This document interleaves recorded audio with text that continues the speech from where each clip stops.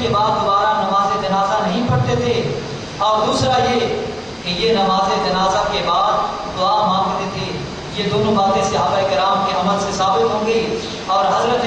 عبداللہ بن سلام اور حضرت امیر المؤمنین حضرت عمر رضی اللہ تعالیٰ عنہ، نماز جنازہ آپ کی ایک دفعہ رہ گئی، جب آپ پہنچے تو سلام پھر چکا تھا، تو آپ نے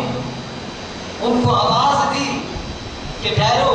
تم نے ہم سے پہلے نماز تو پڑھ لی ہے، اب دعا میں ہمیں شامل کر لو۔ تو اس سے معلوم ہوتا ہے کہ لا تسبقونی بالدعاء، حضرت عمر نے فرمایا لا تسبقونی بالدعاء، کہ تم نے ہم سے نماز پہلے جنازہ تو پڑھ لی ہے، لیکن نماز جنازہ کے بعد جو دعا ہے وہ ہم سے پہلے نہ مانگنا۔ تو اس سے یہ معلوم ہوتا ہے کہ صحابہ کرام جو تھے وہ نماز جنازہ کے بعد دعا جو ہے وہ بڑے شوق سے مانگتے تھے کہ جلیل القدر صحابی ہیں، اب نماز جنازہ میں شریک نہیں ہو سکے،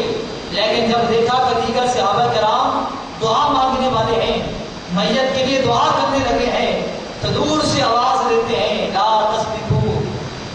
بالدعاء، کہ تم نے ہم سے پہلے نماز جنازہ تو پڑھ لی ہے، مگر دعا میں ہم سے پہلے سبقت نہ لینا، ہمارا انتظار کرو، ہمیں بھی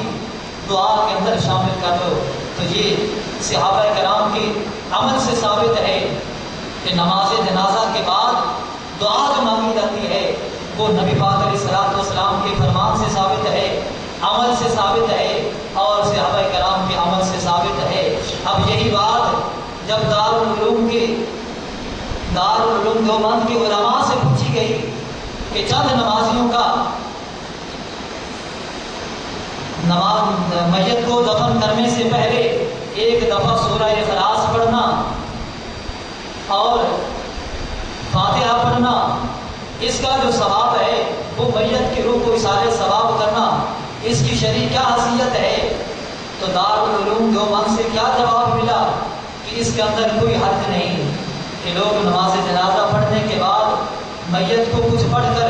اصالہ ثواب کر دیتے ہیں، فاتحہ پڑھتے ہیں، سورہ اخلاص پڑھ لیتے ہیں، میت کو اصالہ ثواب کر دیتے ہیں، تو اس کے اندر شرعاً کوئی حرج نہیں ہے۔ تو یہ بات جو دوسرے مذہب کے ہیں وہ بھی اس بات کو مانتے ہیں۔ تو آخر میں یہی تمام مسلمانوں سے اپیل ہے کہ جو لوگ نماز جنازہ کے بعد دعا سے منع کرتے ہیں وہ نبی پاک علیہ الصلوۃ والسلام کے فرمان کے بھی خلاف جاتے ہیں، سرکار کے عمل کے بھی خلاف جاتے ہیں، اور صحابہ کرام رضوان اللہ تعالیٰ علیہم اجمعین کے عمل کے بھی خلاف جاتے ہیں۔ اب ان لوگوں کی باتوں میں آ کر اپنے عزیز و اقارب کو، اپنے رشتہ داروں کو اپنی دعاؤں سے محروم نہ رکھا جائے، کیونکہ میت جو ہے اس کو دعا کی بہت اشد ضرورت ہوتی ہے، اور نبی پاک علیہ الصلوۃ والسلام فرماتے ہیں کہ بندہ جب یہ جو دعا ہے خالی اس سے میت کو فائدہ نہیں ہوتا بلکہ دعا مانگنے والے کو بھی فائدہ ہوتا ہے۔ نبی پاک علیہ الصلوۃ والسلام فرماتے ہیں اذا ترک عبد الدعاء للوالدین فإنه ينقطع عنه الرزق، کہ بندہ جب اپنے والدین کے لیے دعا مانگنا شروع کر دیتا ہے، زندہ ہے تو ان کی صحت کی دعا، فوت ہو جائیں تو ان کی نجات کی، ان کے درجات کی بلندی کی دعا جب انسان چھوڑ دیتا ہے تو اللہ کریم انسان کا جو رزق ہے اس کو بھی تنگ فرما دیتا ہے، انسان کا رزق کیا ہے وہ بند ہو جاتا ہے۔ تو اس سے پتہ چلتا ہے کہ انسان جب دعا مانگتا ہے مرنے والوں کو تو فائدہ ہوتا ہی ہوتا ہے، اس کے ساتھ ساتھ دعا مانگنے والوں کو بھی فائدہ ہوتا ہے۔ دعا اللہ کریم ہمیں بھی اپنے موت شدگان کو یاد رکھنے کی، ان کے لیے دعا مانگنے کی توفیق عطا فرمائے، آمین۔